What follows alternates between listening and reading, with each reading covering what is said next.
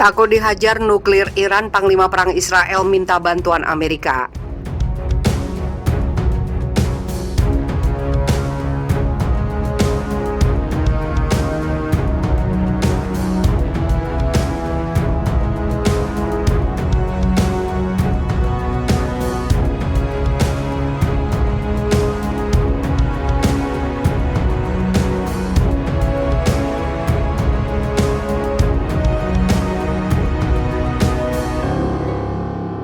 Pergantian kepala pemerintahan Israel dari Benjamin Netanyahu ke tangan Naftali Bennett diprediksi tidak akan bisa menurunkan tensi ketegangan negara Zionis itu dengan Iran.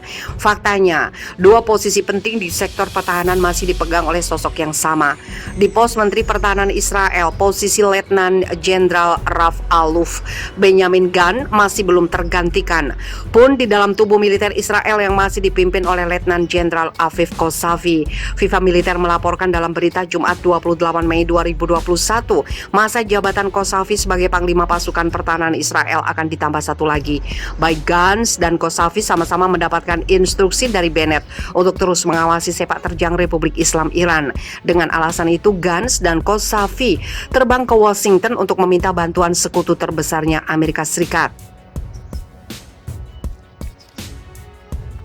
Khusus untuk Kosavi, mantan Kepala Staf Angkatan Darat Israel itu direncanakan akan bertolak ke Washington akhir pekan ini, tepatnya Sabtu 19 Juli 2021.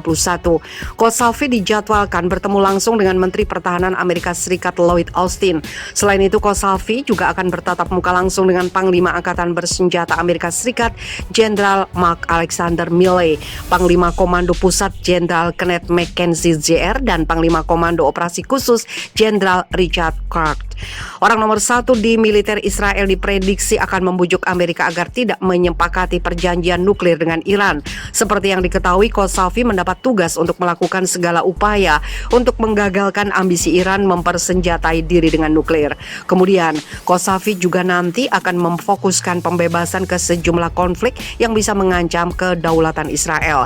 Lagi-lagi sorotan ditunjukkan kepada kelompok Hizbullah dan milisi lain pro-Iran yang berbasis di Lebanon dan Suriah. Kedatangan Kosavi melanjutkan apa yang telah dilakukan oleh Gantz 2 pekan lalu. Gantz juga melawat ke Washington dan bertemu dengan para pejabat yang sama dan membahas topik yang sama.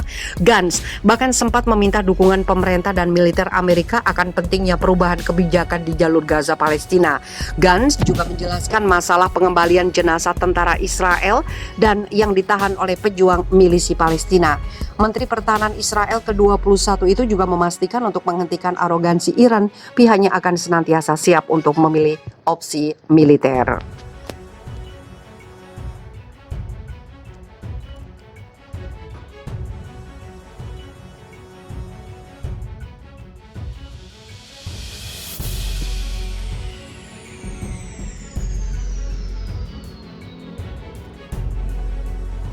Mantan PM Israel sebut Iran bersukacita karena pemerintah sekarang lemah. Mantan Perdana Menteri Israel Benjamin Netanyahu menyatakan Iran bersukacita karena pemerintah yang sekarang lemah. Pada Minggu 13 Juni, Netanyahu harus merelakan kursi orang nomor 1 diserahkan ke mantan sekutunya Naftali Bennett. Kekuasaan Netanyahu selama 12 tahun harus berakhir setelah Bennett dan tokoh oposisi utama Yair Lapid sepakat membentuk koalisi. Koalisi untuk mendongkel mantan PM Israel yang akrab disapa Bibi itu begitu unik, terdiri dari sayap kanan, tengah hingga kiri. Netanyahu menegaskan pemerintahan Bennett tidak akan bisa melakukan tindakan signifikan terhadap Iran. Sejak momen Amerika Serikat kembali ke perjanjian nuklir dengan Iran, pemerintah saat itu tidak akan bisa bertindak tegas ke mereka, sindirnya.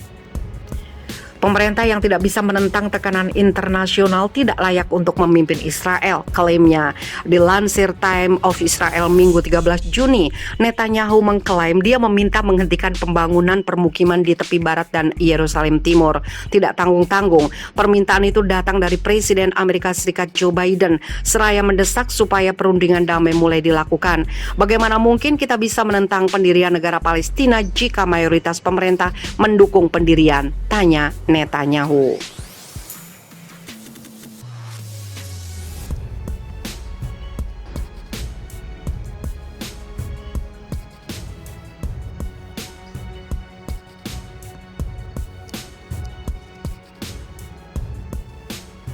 Sayap militer milisi Palestina berkas tahanan akan mengejutkan otoritas Israel. Wakil Komandan Sayap Militer Milisi Palestina Brigade Izzuddin Al-Qassam, Marwan Isa, mengatakan berkas tahanan Palestina akan mengejutkan otoritas pendudukan Israel. Selain itu, Iza memperingatkan bahwa kelompok perlawanan akan mengejutkan musuh dan juga teman. Pejabat Brigade Al-Qassam ini membuat komentarnya dalam satu film dokumenter yang ditayangkan pekan lalu di Al Jazeera. Banyak pihak meragukan kemampuan perlawanan Palestina, ungkap Isa. Dia menambahkan, saya tidak melebih-lebihkan jika saya mengatakan bahwa berkas para tahanan akan memicu beberapa kejutan bagi pendudukan Zionis. Dia mengungkapkan bahwa pertukaran tahanan mungkin segera dilakukan. Ini dia menunjukkan masalah paling penting saat ini di atas meja perundingan. Kita tidak bisa membuang waktu lebih banyak saat kita melihat penderitaan dan rasa sakit para tahanan di dalam penjara Israel dan keluarga mereka, ungkap dia. Pejuang perlawanan menurut Isa masih melindungi dan menjaga para tahanan Israel yang ditahan di Gaza. Sementara itu, kelompok-kelompok di Palestina tidak banyak berharap terjadi perubahan besar dalam pemerintahan baru Israel setelah tergulingnya Benyamin Netanyahu. Mereka mengatakan, Perdana Menteri baru Israel Naftali Bennett kemungkinan akan menerapkan agenda sayap kanan yang sama seperti pendahulunya Benyamin Netanyahu. Kantor Presiden Palestina Mahmud Abbas menyebut pemungutan suara parlemen Israel pada Minggu sebagai urusan internal Israel.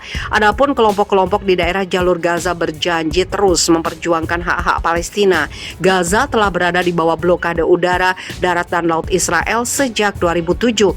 Kementerian Luar Negeri Palestina mengeluarkan pernyataan yang mengatakan tidak akurat untuk menyebut pemerintah koalisi Bennett sebagai pemerintah perubahan kecuali ada perubahan signifikan dalam posisinya pada pihak Palestina untuk menentukan nasib sendiri dan pembentukan negara merdeka yaitu negara Palestina dengan Yerusalem Timur sebagai ibu kotanya.